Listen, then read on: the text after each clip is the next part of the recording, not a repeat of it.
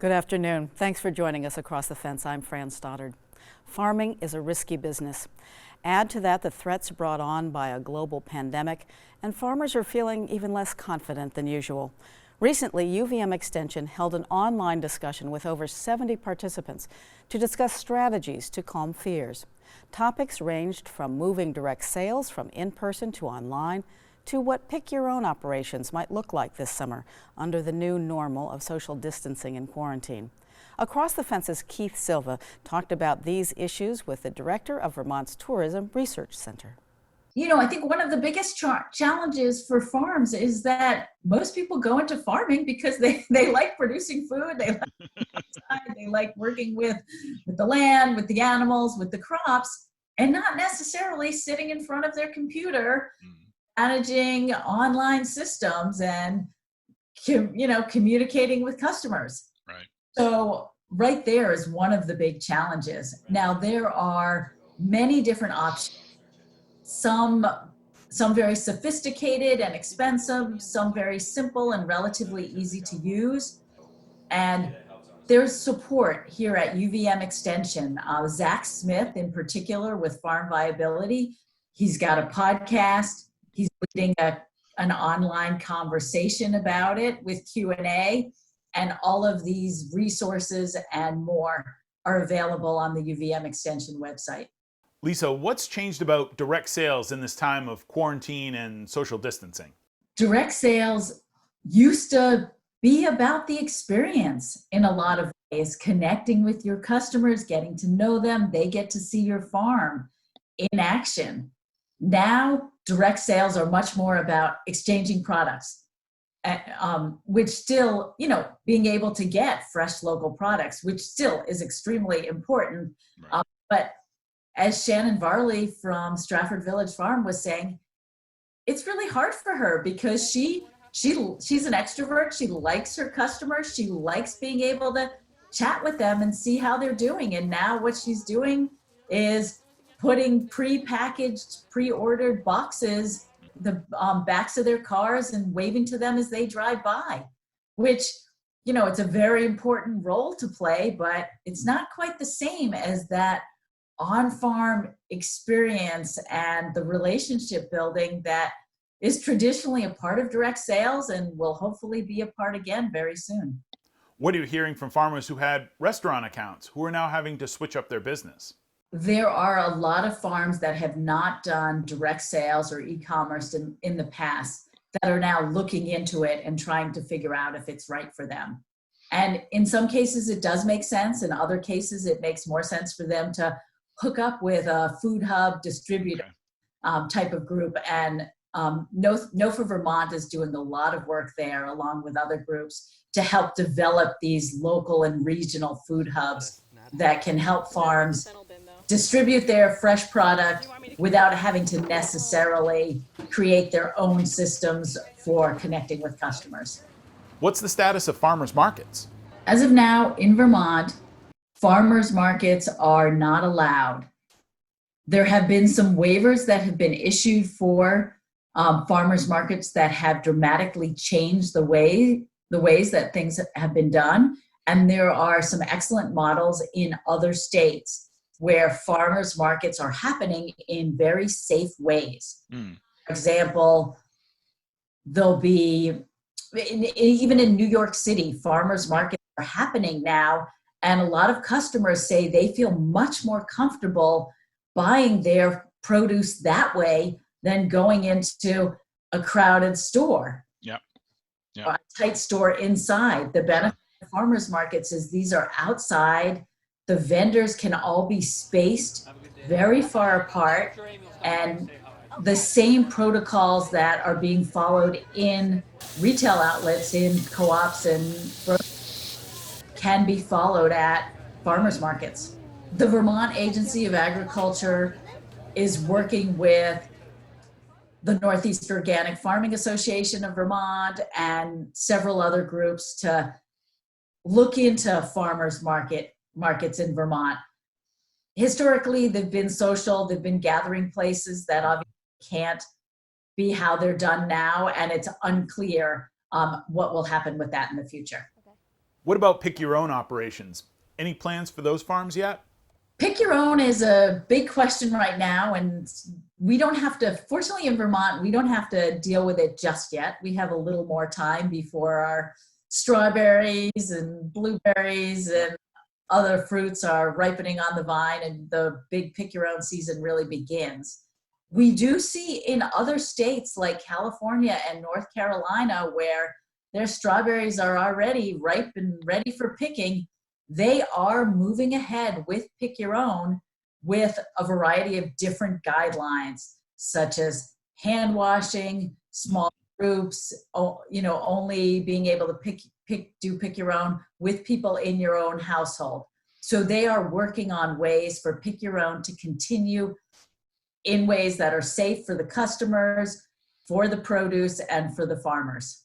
Lisa, we've worked together about getting the word out about Pick Your Own farms that have instituted hand washing policies before visitors come to pick fruit.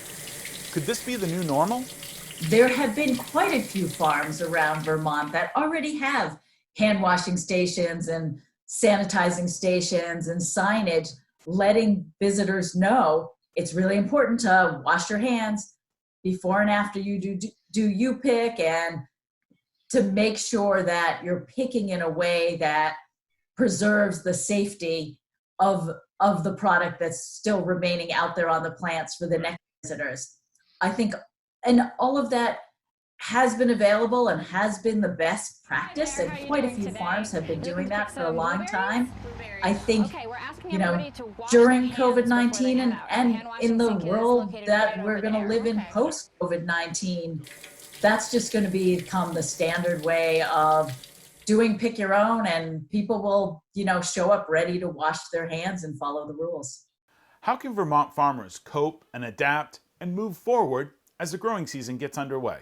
Well, I guess there are three main ways of coping and adapting. One is getting the support you need for lost wages and negative impacts through ACCD and the Vermont Agency of Agriculture. And they have very good websites directing farmers and other businesses on where to go for that sort of support. And then another is, if you're able to pivot and change in a way that works during this uncertain time, go ahead and do that. And UVM Extension and other organizations and agencies are here to support you. And then a big one for everyone, whether you have a way to pivot or whether you're, say, an overnight farm stay, or you have school field trips on your farm and you just can't really offer it in the same way, it still is worthwhile to connect with your customers. They may not be able to come to your farm right now, but they're thinking about you and you're thinking about them, and you can reach them online. So whether it's through email or virtual tours of what you're doing, even virtual tastings, any kind of messaging and connecting that farms can do with their regular customers is appreciated very much by their customers who are stuck inside their homes and they were out on the farm. And I think it also helps farms prepare for the post-COVID world that hopefully we'll be seeing sometime soon. For more information about how UVM Extension is helping farmers and Vermonters in response to COVID-19, visit uvm.edu/extension. With the growing season nearly upon us, it's time to look at our landscapes. One area that often gets thrown too much shade is the shady part of the yard. Leonard Perry introduces us to an author who thinks it's time to bring the shade garden into the light. Well, here in Extension, we're fortunate to often get the opportunity to meet with authors of books, and we have one today. Actually, a friend of mine, Kerry Mendez, who's here. Thanks so much, Kerry, for spending a few minutes with us. Thank you. I love it. And what I'd like to look at here is your book. I know you've had it out a little bit, but top 10 lists for beautiful shade gardens. I know a lot of people have a yard with a lot of shade. When they were built, they put in the trees too big or too small, too close, and then they grew up and now they've got shade. So how do people deal with that? What do you recommend in here?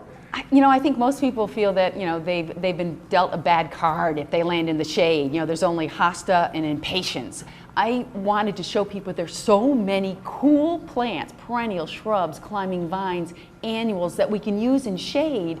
And I think the beauty of a shade garden far outweighs any sun-loving garden. And shade gardens are typically so much less work than gardening for sun gardens. So I say go plant a tree and celebrate the shade.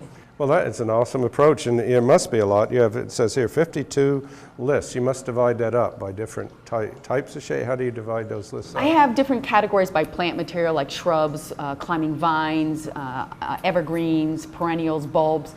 But one of the categories that a lot of people are interested in is what plants do well in dry shade, because a lot of times you do have that root competition. And there are a lot of cool plants that can duke it out with the roots of trees and shrubs. One of my favorites is a perennial commonly called barrenwort, epimedium. Yep. That's a great ground cover with beautiful spring flowers, lovely foliage, and even better, the foliage keeps grass and weeds from seeding in with those overlapping leaves. And So that's it's- one that yeah. I started planting, and there's so many new ones out now that do great in shade that are hardy Yeah. up here too, which I didn't realize, and that's one of my favorites. So that's a great one in here. Now, your zone here, again, I'm from Kennebunk, Maine now, Okay, so yeah. and well, in Vermont, we like a lot of places straddle line usually, but it's basically about 5, which is warmer, to 3, which is cold. Another thing I really like about this, your list, yeah, top 10. So I know a lot of times these lists go on and on, you have no clue, you know, but you've really narrowed it down to top plants in each of these categories. Cut to the chase. We don't have a lot of time. We want good information, easy to understand, and available to buy at our independent garden centers, and that's what I try to give people. Well, that's good too, because a lot of times you see these and you go there and they have no clue or you can't get them. So I don't that's really remember good, the too. last time I ordered mail order. I really believe in buying local and independent Oh, garden we've got a centers. lot of great ones around here to buy from, so hopefully people can get good ideas. And Yep. thank you so much for writing this and sharing it with us today. Thank you. And thank you for watching today on Across the Fence. For University of Vermont Extension, I'm Leonard Perry. Thank you, Leonard. And once again, thank you for joining us across the fence. I'm Fran Stoddard. Stay well.